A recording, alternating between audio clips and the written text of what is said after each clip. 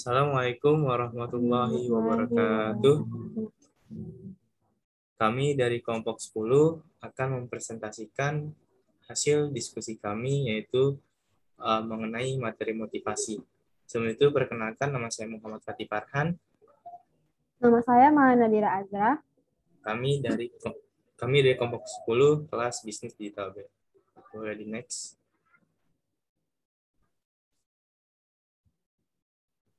Pertama, di sini ada pengertian motivasi. Motivasi merupakan seperangkat faktor dorongan yang menguatkan atau energis, menggerakkan, direct, dan memelihara atau sustain perilaku atau usaha. Faktor-faktor yang mempengaruhi motivasi yaitu faktor intrinsik, contohnya seperti keinginan untuk berprestasi, untuk maju, memiliki kehidupan pribadi. Dan yang kedua yaitu ada faktor intrinsik, yaitu contohnya seperti pekerjaan itu sendiri, status kerja, tempat pekerjaan, dan juga keamanan pekerjaan, dan lain-lain. Selanjutnya, di sini ada proses motivasi. Proses motivasi menunjukkan ada kebutuhan individu yang tidak terpuaskan dan mengakibatkan ia mengalami situasi tidak menyenangkan. Situasi tidak menyenangkan ini mendorong individu untuk memenuhinya dan untuk itu ia melakukan tindakan atau usaha. Proses motivasi sebagai pengarah perilaku dapat dikatakan sebagai suatu siklus dan merupakan suatu sistem yang terdiri dari 3 elemen, yaitu ketiga elemen tersebut adalah kebutuhan atau needs, dorongan atau drives, dan juga tujuan atau goals. Yang pertama, kebutuhan. Kebutuhan merupakan suatu kekurangan. Dalam pengertian keseimbangan, kebutuhan tercipta apabila terjadi ketidakseimbangan yang bersifat fisiologis atau psikologis. Yang kedua, ada dorongan. Suatu dorongan dapat dirumuskan secara sederhana sebagai suatu kekurangan disertai dengan pengarahan. Dorongan tersebut berorientasi pada tindakan untuk mencapai tujuan. Dan yang terakhir, ada tujuan. Suatu tujuan dari siklus motivasi adalah segala sesuatu yang akan meredakan suatu kebutuhan dan akan mengurangi dorongan. Jadi pencapaian suatu tujuan cenderung akan memulihkan ketidakseimbangan menjadi keseimbangan yang bersifat fisiologis dan psikologis. Oke, boleh dilanjut. Selanjutnya adalah pendekatan terhadap motivasi. Ada 4 pendekatan yang berbeda mengenai motivasi karyawan sebagai berikut. Yang pertama ada pendekatan tradisional. Manajemen sekolah ilmiah menggunakan analisis sistematis terhadap pekerjaan karyawan dengan tujuan meningkatkan efisiensi. Penekanannya pada pembayaran atau upah karyawan. Teori ini meyakini bahwa orang akan bekerja lebih keras demi penghasilan yang lebih tinggi. Pendekatan ini mengarah pada pengembangan sistem pembayaran insentif di mana orang dihargai karena mutu dan kualitas hasil kerjanya. Lalu yang kedua ada pendekatan hubungan masyarakat. Para manajer menyadari semakin banyaknya karyawan yang bersosialisasi didorong oleh kelompok kerja kongenial. Kelompok-kelompok ini memenuhi kebutuhan sosial tertentu. Ini nampak lebih penting daripada uang sebagai motivator perilaku kerja. Pekerja yang diperlakukan sebagaimana mestinya dan memberikan kepercayaan telah menjadi dasar meningkatnya efisiensi. Lalu yang ketiga ada pendekatan sumber daya manusia. Pendekatan ini membawa konsep stimulan ekonomi dan sosial kepada semua orang. Pendekatan ini mengakui bahwa pekerja adalah kompleks dan memiliki motivasi yang berbeda. Dengan asumsi bahwa karyawan memiliki kompetensi dan mampu membuat kontribusi besar, para manajer bisa memperkaya kinerja organisasi. Pendekatan sumber daya manusia menjadi dasar kerja perspektif kontemporer terhadap motivasi karyawan. Dan yang terakhir ada pendekatan kontemporer. Pendekatan ini menekankan pada analisa kebutuhan dasar manusia. Dengan memberikan pandangan pada kebutuhan orang di dalam organisasi, Anda bisa membantu manajer memahami bagaimana kebutuhan bisa terpenuhi di tempat kerja. Lalu selanjutnya ada teori kebutuhan. Teori kebutuhan atau need teori bermula dari satu asumsi bahwa orang pasti mempunyai kebutuhan dan secara otomatis akan berusaha untuk memenuhi kebutuhan tersebut. Bisa dikatakan bahwa teori kebutuhan mencoba menelaah motivasi dari sisi internal seseorang, yaitu memusatkan perhatiannya pada faktor dari dalam diri individu yang menggerakkan, mengarahkan, mendukung, atau menghentikan perilaku. Jadi teori ini mencoba menentukan kebutuhan khusus yang memotivasi dan mendorong semangat kerja seseorang.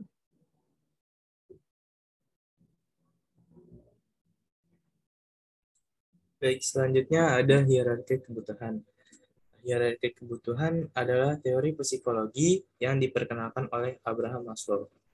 Menurutnya, kebutuhan-kebutuhan di tingkat yang lebih rendah harus terpenuhi atau paling tidak cukup terpenuhi terlebih dahulu sebelum kebutuhan yang di tingkat lebih tinggi menjadi hal yang memotivasi. Kebutuhan-kebutuhan ini disebut Maslow sebagai tingkat kebutuhan yang digambarkan sebagai sebuah hierarki atau tangga. Maslow memberi hipotesis bahwa setelah individu memuaskan kebutuhan pada tingkat yang paling bawah, individu akan memuaskan kebutuhan pada tingkat yang berikutnya atau yang lebih tinggi. Jika pada tingkat tertinggi tetapi kebutuhan dasar tidak terpuaskan, maka individu dapat kembali pada tingkat kebutuhan yang sebelumnya. Dan juga menurut Maslow, pemuasan tersebut terdapat berbagai kebutuhan yang didorong oleh dua kekuatan, yakni motivasi kekurangan, dan juga motivasi perkembangan. Boleh dilanjut. Dan selanjutnya ada teori ERG, atau yang biasa dikenal dengan eksistensi, relatedness, dan growth. Teori ERG adalah kritikan Clayton Alderfer terhadap teori yang dikemukakan oleh Abraham Maslow. Teori ERG ini mengganti 5 kebutuhan menjadi 3 kebutuhan. Begitupun hierarki pada teori Abraham Maslow juga dihilangkan. Piramida kebutuhan manusia yang dikemukakan oleh Abraham Maslow dikerucutkan dalam 3 teori yang ada pada gambar tersebut, yaitu existence, relatedness, dan growth. Kebutuhan eksistensi meliputi kebutuhan dasar kehidupan atau fisiologis manusia seperti rasa haus dan lapar. Relatedness atau keterkaitan yaitu hubungan dengan orang-orang yang penting bagi kita seperti keluarga, teman, dan atasan di tempat kerja. Dan terakhir ada growth atau pertumbuhan, yaitu keinginan untuk menjadi produktif dan kreatif dengan mengerahkan segenap kemampuan seseorang. Boleh lanjut. Oke. Selanjutnya adalah Acquired Needs Theory. Teori ini dikemukakan oleh David McClelland, di mana teori ini mengemukakan bahwa jenis kebutuhan seorang individu seperti pencapaian, afiliasi, dan kekuasaan merupakan 3 kebutuhan penting yang dapat membantu para pengikut agar termotivasi untuk mendapatkan kebutuhan yang mereka inginkan. Individu akan termotivasi secara berbeda-beda tergantung pada kebutuhan yang mereka peroleh. Nah, agar tercapai kebutuhan tersebut, individu harus menerapkan keinginan yang tinggi. 3 kebutuhan yang dikemukakan oleh David McClelland, yaitu yang pertama adalah kebutuhan pencapaian atau need for achievement, yaitu kebutuhan individu untuk mendapatkan sesuatu seperti mencapai standar yang tinggi, dorongan untuk menjadi unggul, dan menguasai tugas yang kompleks. Lalu yang kedua ada kebutuhan hubungan atau need for affiliation, yaitu kebutuhan untuk dapat membentuk dan mengembangkan sebuah hubungan interpersonal, menjalin pertemanan, dan komunikasi terbuka, serta menghindari terjadinya risiko yang tinggi dan konflik di dalam hubungan tersebut. Lalu yang ketiga adalah kebutuhan kekuasaan atau need for power, yaitu kebutuhan untuk dapat mempengaruhi orang lain, seperti memiliki kuasa atas orang tersebut, serta membuat orang lain berperilaku dengan cara yang diinginkan oleh atasan. Nah, lalu selanjutnya ada teori motivasi 2 faktor. Menurut Frederick Herzberg, ada 2 faktor yang mendorong seseorang untuk berusaha mencapai kepuasan dan menjauhkan diri dari ketidakpuasan. 2 faktor tersebut adalah faktor hygiene atau faktor ekstrinsik dan faktor motivator atau faktor intrinsik. Yang pertama faktor hygiene, yaitu memotivasi seseorang untuk keluar dari ketidakpuasan, termasuk di dalamnya adalah hubungan antar manusia, imbalan, kondisi lingkungan, dan sebagainya. Lalu yang kedua ada faktor motivator, yaitu memotivasi seseorang untuk berusaha mencapai kepuasan yang termasuk di dalamnya adalah achievement, pengakuan, kemajuan tingkat kehidupan.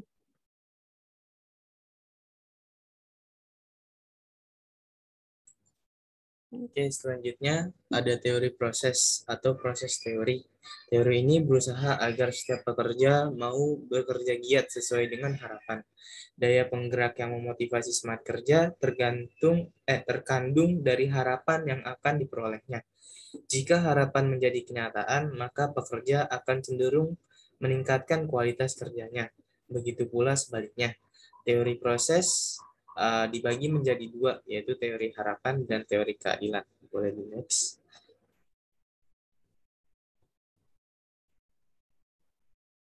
Yang pertama, di sini ada teori harapan atau ekspektasi teori. Teori ini dikemukakan oleh Victor yang menyatakan bahwa seorang bekerja didasarkan kepada tiga komponen, yaitu yang pertama harapan. Harapan adalah persepsi bahwa usaha atau masukan akan menghasilkan tingkat kinerja.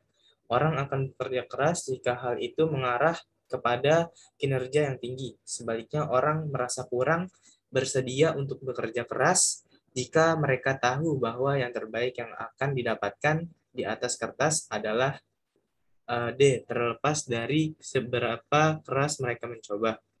Yang kedua, ada nilai atau value, yaitu nilai yang diakibatkan oleh perilaku tertentu, misalnya nilai positif pada peristiwa seseorang karena memang ingin dipilih, nilai negatifnya bila seseorang kecewa karena sebenarnya tidak ingin dipilih, serta acuh tak acuh jika bernilai 0. Yang terakhir ada instrumentasi atau instrumentali, adalah besarnya probabilitas jika bekerja secara efektif, apakah akan terpenuhi keinginan dan kebutuhan tertentu yang diharapkan. Pekerja akan termotivasi jika mereka memikirkan kinerja mengarah pada suatu hasil. Selanjutnya ada teori keadilan atau equity theory. Equity theory merupakan teori yang dikenal dengan teori keseimbangan atau teori keadilan yang dikembangkan oleh Stacey Adams dalam Robbins and Judge 2018, menyatakan bahwa individu mempersepsikan bentuk ketidakadilan yang diterimanya dengan membandingkan hubungan masukan yang diberikan kepada organisasi dengan hasil input yang diterima, di mana perbandingan tersebut dilakukan pada orang lain di luar maupun di dalam organisasi. Mengacu pada teori tersebut, seorang karyawan akan menunjukkan sikapnya terhadap keadaan ketidakadilan yang diterimanya di tempat kerja dan berusaha untuk menghilangkan ketidakadilan.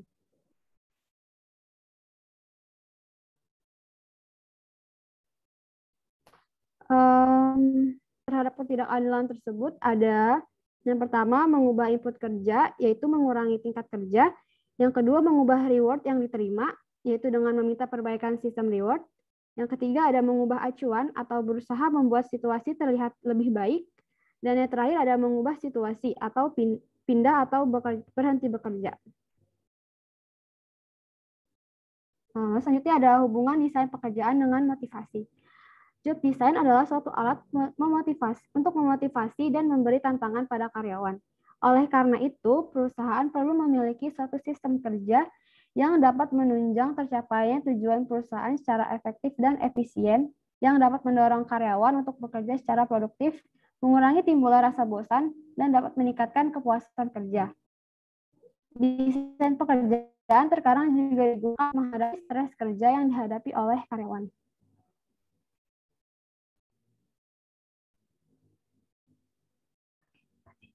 Oke, selanjutnya di sini hubungan desain pekerjaan dibagi menjadi 5, yaitu job simplification, job rotation, job enlargement, job enrichment, dan work redesign. Yang pertama, job simplification, yaitu desain pekerjaan yang tujuannya untuk meningkatkan efisiensi tugas dengan mengurangi jumlah tugas yang harus dilakukan oleh satu orang. Yang kedua, yaitu job rotation, yang melibatkan pemindahan karyawan dari pekerjaan satu ke pekerjaan lain secara berkala. Dengan cara ini, aspek monoton dari spesialisasi pekerjaan dapat dihilangkan.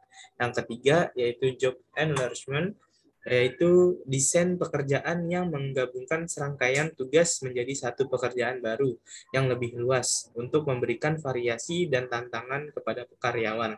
Yang keempat, job enrichment, yaitu desain pekerjaan yang menggabungkan pencapaian, pengakuan, dan motivasi lainnya ke dalam pekerjaan.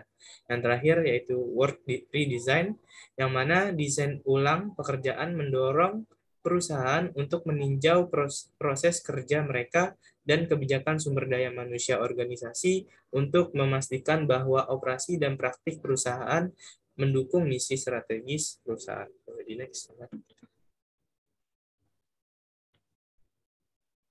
Selanjutnya, di sini ada model karakteristik pekerjaan. Teori karakteristik pekerjaan ini merupakan sebuah pekerjaan dapat melahirkan 3 keadaan psikologis dalam diri seorang karyawan, yakni yang pertama mengalami makna kerja, yang kedua memikul tanggung jawab akan hasil kerja, dan yang terakhir yaitu pengetahuan akan hasil kerja.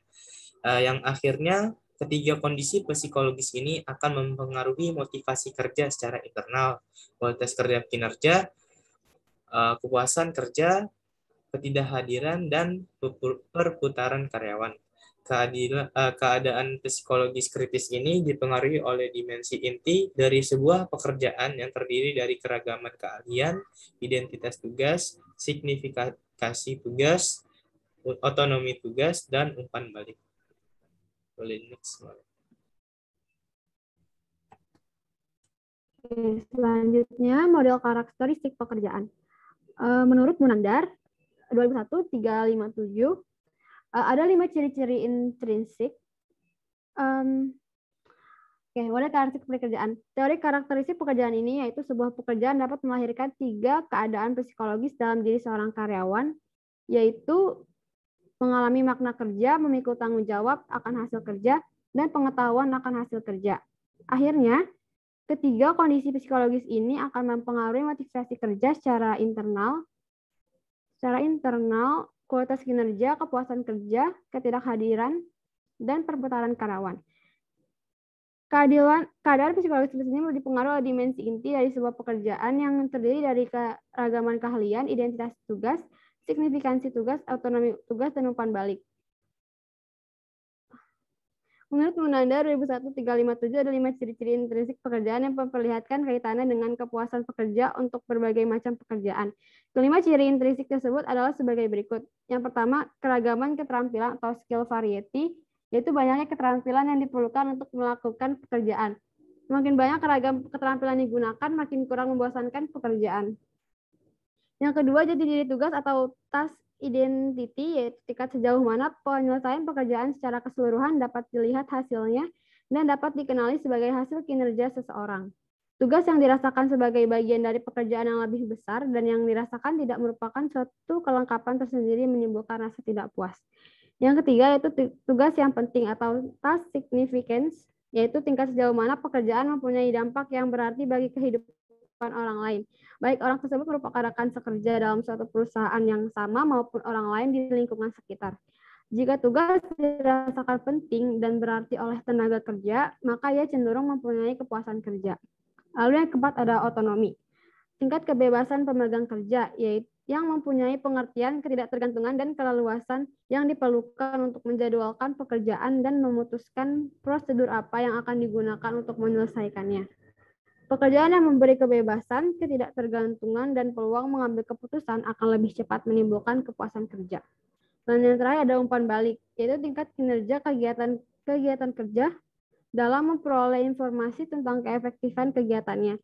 Pemberian balikan pada pekerjaan membantu meningkatkan tingkat kepuasan. Lalu selanjutnya ada pemberdayaan untuk memenuhi kebutuhan yang lebih tinggi.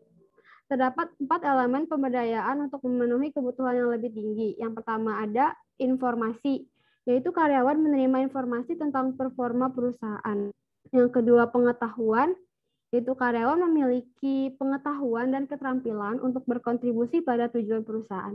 Yang ketiga ada power, yaitu karyawan memiliki kekuatan untuk membuat keputusan yang benar. Dan yang terakhir ada imbalan, yaitu karyawan dihargai berdasarkan kinerja perusahaan. Oke, selanjutnya ada penguatan teori motivasi. Teori penguatan ini diusulkan oleh B.F. Skinner dan rekan-rekannya. Hal ini didasarkan pada konsep law of effect, yaitu perilaku individu terhadap konsekuensi positif cenderung berulang, tetapi perilaku individu terhadap konsekuensi negatif cenderung tidak berulang. Berikut ini adalah metode untuk mengendalikan perilaku karyawan. Yang pertama ada penguatan positif. Penguatan positif menjelaskan bahwa ketika seorang karyawan memberikan perilaku yang positif dan diperlukan respons terhadap mereka harus positif. Hal ini merangsang terjadinya suatu perilaku. Penghargaan kepada karyawan yang berkinerja baik memperkuat keinginannya untuk berkinerja lebih baik karena hasil positif dari melakukannya. Yang kedua ada penguatan negatif. Penguatan negatif terjadi ketika pencegah atau penghalang tertentu dihilangkan dan karyawan merespons perilaku yang diinginkan setelah penghapusan tersebut. Misalnya, seorang karyawan yang berpergian dari jarak jauh menyelesaikan beberapa proyek lebih cepat dari yang diinginkan. Tetapi ketika dia diberitahu oleh manajer untuk membawa pulang proyek selama beberapa hari dan menyelesaikannya, itu merangsang dia untuk bekerja seperti yang diharapkan. Dengan menghilangkan rangsangan negatif, perilaku yang diinginkan diperkuat. Yang ketiga ada hukuman. Hukuman mengacu pada pemaksaan konsekuensi negatif atau menghilangkan konsekuensi positif dengan maksud untuk mencegah karyawan mengulangi perilaku yang tidak diinginkan dan tidak beralasan. Yang terakhir ada kepunahan. Kepunahan mengacu pada memadamkan perilaku yang dipelajari dengan menahan penguatan atau penghargaan positif yang telah mendorong perilaku tersebut. Boleh next.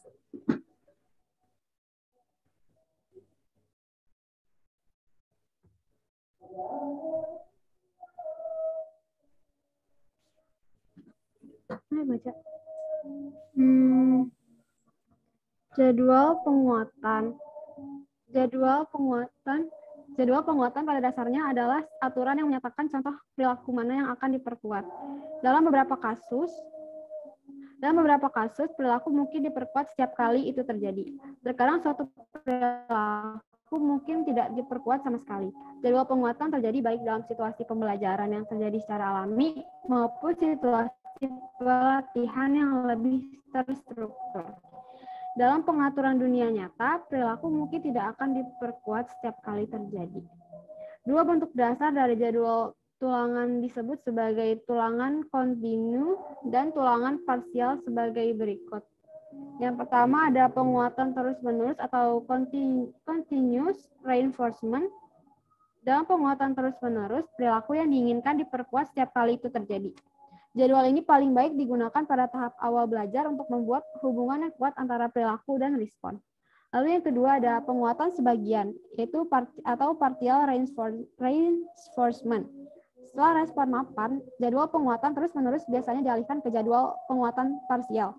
Dalam penguatan parsial atau terputus-putus, respons hanya diperkuat sebagian waktu. Perilaku yang dipelajari diperoleh lebih lambat dengan penguatan parsial, tetapi responnya lebih tahan terhadap kepunahan. Lalu jadwal penguatan ada 4 jadwal penguatan parsial. Yang pertama jadwal rasio tetap atau fixed ratio schedules. Jadwal rasio tetap adalah jadwal di mana respons diperkuat hanya setelah sejumlah respons tertentu. Jadwal ini menghasilkan tingkat respon yang tinggi dan stabil dengan hanya jeda singkat setelah pemberian penguat. Yang kedua ada jadwal rasio variabel atau variable ratio schedule, yaitu jadwal rasio variabel terjadi ketika respons diperkuat setelah jumlah respon yang tidak terduga. Jadwal ini menciptakan tingkat respon yang stabil. Lalu yang ketiga ada jadwal interval tetap atau fixed interval schedule, yaitu jadwal interval tetap adalah jadwal di mana respons pertama diberikan hanya setelah jangka waktu tertentu telah berlalu. Jadwal ini menyebabkan jumlah respons yang tinggi menjelang akhir interval, tetapi respons lebih lambat setelah pemberian penguat. Dan yang terakhir ada jadwal interval variabel atau variable interval schedules, yaitu jadwal interval variabel terjadi ketika respons dihargai setelah jumlah waktu yang tidak terduga telah berlalu. Jadwal ini menghasilkan tingkat respons yang lambat dan stabil.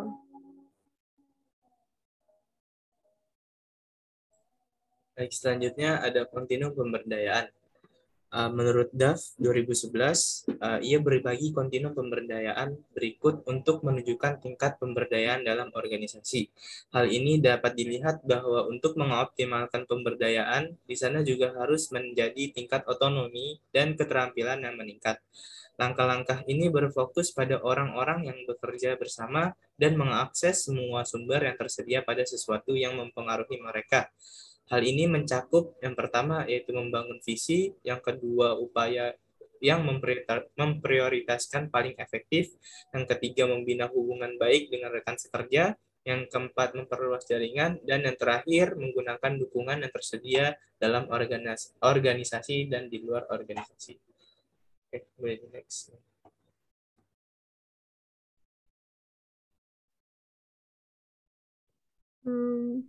Sekian dari kelompok kami. Kurang lebihnya mohon maaf. Wassalamualaikum warahmatullahi wabarakatuh.